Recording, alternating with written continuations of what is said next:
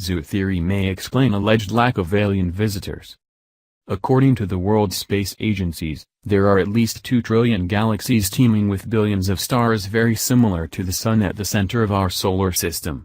Given the sheer enormity of the known universe, it seems impossible that human beings could be the only form of intelligent life to build civilizations. However, if that is the case, why hasn't contact been made with any alien civilizations yet? Does the zoo hypothesis solve the baffling Fermi paradox? This question is the basis of the famous Fermi paradox, proposed by the Nobel laureate for physics, Enrico Fermi. Over the years, the question has caused fiery debates in the world of science.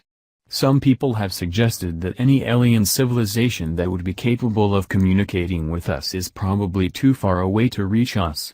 Others have suggested that the aliens could be so fundamentally different to us in genetic makeup that we would have enormous difficulty in even perceiving them. Or perhaps, some have suggested somewhat pessimistically, human beings are the only intelligent life forms in the universe. One of the most interesting responses to the Fermi paradox is known as the zoo hypothesis.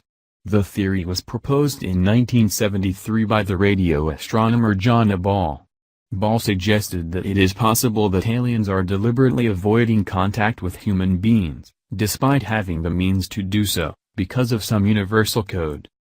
Given that our solar system and civilization is fairly new in the grand scheme of the universe, it is likely that there are alien civilizations which are much older and considerably more advanced than ours. These alien beings may believe that human beings can raise themselves to a more advanced state. They realize that they will not be able to accomplish this quickly. Therefore, Ball suggests that the aliens are simply leaving human beings alone to develop their civilizations at their own pace.